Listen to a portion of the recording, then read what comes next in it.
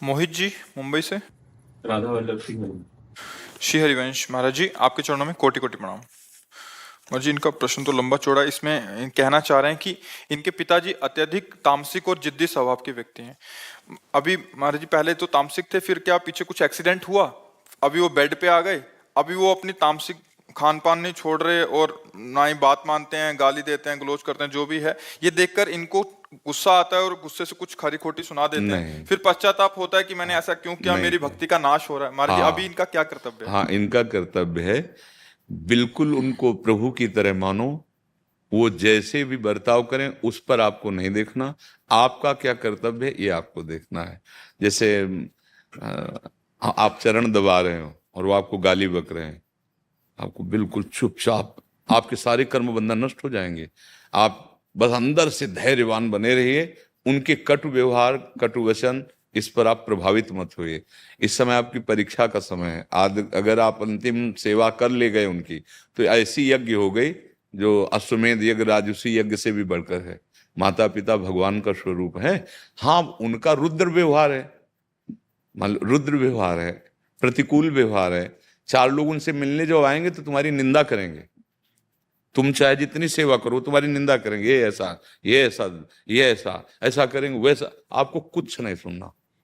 आपको बिल्कुल वैसे अगर निर्वाह कर ले गए तो वो और आप दोनों के बीच में एक ईश्वरी शक्ति है, वो आपको देख रही, वो निहाल कर देगी। वो भले अपनी संपत्ति किसी को दे भी दे तो भी हाथ नहीं उठाना। वो जो संपत्ति देगा उसमें तुम निहाल हो जाओगे। वो कहां से देता है? वो अनेक ब्रह्मांडों की रचना किसी के सहयोग से की है क्या? अपने आप से, अपने आप में की है। वो कब कैसे कृपा कर देगा। हमारी तो प्रार्थना यही हाथ जोड़कर कि आपको बस ऐसे सेवा करनी, अपने कर्तव्य की तरफ देखकर, उनकी तरफ नहीं। देखो, सेवा का स्वरूप यही होता है, आम शून्य जीवन। सेवा तभी सफल होती है। गुरुपद पंकज सेवा, तीसरी भक्ति अमान, मान रहित होकर सेवा करना। अब हम क्या करते हैं? सेवा तो करते हैं पर हम उनका कर्तव्य देखते हैं कि इतनी सेवा करने पर इनका कर्तव्य क्या होता है। कम से कम ठीक से तो चलो, जो हम तुम्हें अच्छा खवाएं पिए उसे तो खा पी लो, मनमानी मत करो। ऐसा नहीं होगा, वो आपके प्रतिकूल चलेंगे। और अगर आप जीत गए तो निहाल हो जाओगे। बात पकड़ लो, ठाकुर जी हैं उनके हृदय मंदिर में, वो गाली भी बक सकते हैं। एक बार बड़ा प्रसंग है पर उसे हम सारांश में बता रहे हैं। भगवान बृहस्पति जी के बड़े भाई संवर्त ऋषि बड़े सिद्ध महापुरुष थे। तो मरुत जी ने यज्ञ ठानी, 100 यज्ञ, और जो 100 यज्ञ कर ले पूर्ण, वो देवराज इंद्र की पदवी का अधिकारी हो जाता है। देवराज इंद्र बड़े परेशान हुए, तो उन्होंने बड़ी चतुरता करके वशिष्ठ जी जो उनके कुल गुरु थे उन्हीं को निमंत्रण किया यज्ञ के लिए कि आप हमारी यज्ञ कराइए। अब उनके आगे समस्या हो गई। मरुत जी ने वर्ण किया था, देवराज इंद्र ने आकर आज्ञा कर रहे हैं। तो मनुष्य से सर्वश्रेष्ठ देवता, देवताओं में श्रेष्ठ देवराज, तो वशिष्ठ जी ने इस कारण उनकी आज्ञा नहीं टाली। मरुत से साफ जवाब दे दिया कि अब हम तुम्हारी यज्ञ नहीं करा पाएंगे। अब वो बड़े उदास कि अब किसके पास जाऊं? हमारे कुलगुरु तो वशिष्ठ जी जैसा आचार्य कहाँ मिलेगा। तो देवर्षि नारद जी आ गए। जब कोई धर्मात्मा संकट में होता है तो महात्मा का संग दे दिया जाता है। अब देवर्षि नारद जी से अपनी मन की बात पूरी रखी, तो उन्होंने कहा हम आपको बताएं, पूरा दैवी सिस्टम हिल जाएगा, ऐसे हम महात्मा का परिचय बता रहे हैं। काशी में इस समय वो नंग धड़ंग अवधूत रूप में रहते हैं। उनका नाम संवर्त ऋषि है। अगर उनको तुम रिझा लो, वो आचार्य बन जाए, तो कोई ऐसा दैवी शक्ति नहीं कि तुम्हारी यज्ञ में बाधा डाले। तो उन्होंने कहा पहचान कैसे होगी? बोले एक बार विश्वनाथ जी का दर्शन करने आते हैं 24 घंटे में, और वो 100 से विचलित होते हैं। तो एक तुम 100 रखना, और ऐसे रखना कि जहां तुम्हें कोई अवधूत नंग धड़ंग ऐसा विक्षिप्त पागल दिखाई दे तो 100 को सकला के मार्ग में कर देना, और जब पीछे हटने लगे तो समझ लेना वो संवर्त ऋषि हैं। ऐसा ही किया, और एक उन्मत्त वेश ऐसे महादेव जी के दर्शन के लिए जा रहे थे, जो 100 देखा पीछे हट गए, भागे। मरुद जी पीछे भागे। वो थूक रहे थे, कंकड़ पत्थर मार रहे थे, लघु शंका करके ऊपर उनके फेंक रहे थे। वो नारद जी ने पक्का कर दिया था हिलना नहीं। भाई पीछे जब एकदम एकांत में गंगा किनारे पहुंचे तो उन्होंने कहा क्या चाहते हो?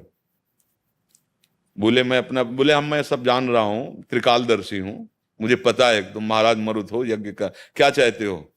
बोले आचार्य पदवी पर बैठालना आपको चाहता हूं। बोले ध्यान रखना, जब मैं आचार्य पदवी में बैठूंगा उस समय देवराज इंद्र हर उपाय करेगा मुझे आचार्य पदवी से हटाने के लिए। तुम्हें तुम्हें वशिष्ठ जी को भी वापस दे देगा, सब कर सकता है, लेकिन अगर हटा दिया तो भस्म मैं कर दूंगा, और अगर हटाया नहीं तो किसी की ताकत नहीं कि यज्ञ में विघ्न डाल सके। उन्होंने कहा मैं वर्ण करता हूं। जो ही ये बात खबर पहले कि संवर्त ऋषि आ रहे हैं यज्ञ कराने के लिए, अब देवराज इंद्र तो घबरा गए। अग्नि देवता से कहा जाओ और सामने से जाके संवर्त ऋषि को मना करो और कह दो मैं आहुति पहुंचाऊंगा ही नहीं, क्योंकि ये काम तो अग्नि देवता को होता है। अग्निदेव जी ये सामने गए, उन्होंने कहा आपसे प्रार्थना है ऋषिवर, आप इनकी यज्ञ से हट जाएं, आचार्य पदवी से। नहीं, मैं आहुति नहीं पहुंचाऊंगा। बोले तुम्हारी सामर्थ्य क्या है? मैं मंत्रों के अधीन करके तुम्हें भस्म कर दूंगा अगर आहुति नहीं पहुंचाओगे। अग्नि देवता को कहा तो जानते हो, फिर देवराज इंद्र वज्र लेकर प्रकट हो गए। जब अग्नि देवता गए, बोले महाराज उस महात्मा के आगे मेरी बस नहीं, वो कह रहे तुम्ही को भस्म कर दूंगा। तो देवराज इंद्र स्वयं आए और मरुत से कहा यज्ञ नहीं करोगे, और वज्र ऐसे हाथ में लेकर प्रहार करें। संवर्त ऋषि ने ऐसे ही रोक दिया और जब तक यज्ञ हो तब तक ऐसे ही खड़े रहो देवराज इंद्र। तब उन्होंने प्रार्थना की कि कब तक खड़ा रहूंगा, बहुत दर्द होगा हाथ में, इसलिए आप अपनी यज्ञ करो। तो देखो, अगर आप निष्ठा पे हो तो सब बदल जाएगा। जैसे भगवान की कृपा नहीं तो आपको यहां भेजा है, तो बस अपने पिता में भगवान को देखो, वो गाली दें उनकी सोच फेंकना पड़ेगा, उनकी ये सब मलमूत्र फेंकना पड़ेगा, बहुत धैर्य पूर्वक। इतनी बड़ी पूजा हो जाएगी प्यारे, हमारी बात समझ लो कि वो साधना कभी जीवन में कर नहीं सकते जो तुम्हें वो फल मिलेगा। उनके हृदय में बैठा भगवान है, ये बाहरी माया का नाटक है। बस चुपचाप हिम्मत करके जाना कि अब गाली सुनना है, सब कुछ सुनना है, बस हमको इनकी सेवा करनी है। बस अगर निपटा ले गए तो बहुत बड़ा लाभ मिल जाएगा। बड़ा मुश्किल होता है, क्योंकि जब हम सेवा करते हैं तन से, धन से, मन से, तो हमारे मन में एक बात होती है कि प्रशंसा तो होने, जब 4 रिश्तेदार आए तो कि हमारे जैसा बेटा कोई नहीं होगा, इतना तो है ना, और इतना की जगह वो निंदा कर रहे हैं। इन सारी चीजों से दिक्कत भी नहीं है महाराज जी, मतलब 8 साल हो गए उनको इससे जूझते हुए। जब हमारी माता श्री जो है तो अध्यात्म पे वो मुझे और मेरे भाई को वही लेकर आई बचपन से। जब उन्हें गाली देते ना तब नहीं, वो किसी कुछ नहीं, अपने कर्तव्य को देखो, अपने कर्तव्य को बिल्कुल नहीं। माता श्री के लिए भी कुछ ना बोले उन्हें, अब वो मार तो सकते नहीं, नहीं बिल्कुल, तो फिर चिंता क्या कर ले पड़े पड़े बोले ले तो क्या चला जाएगा।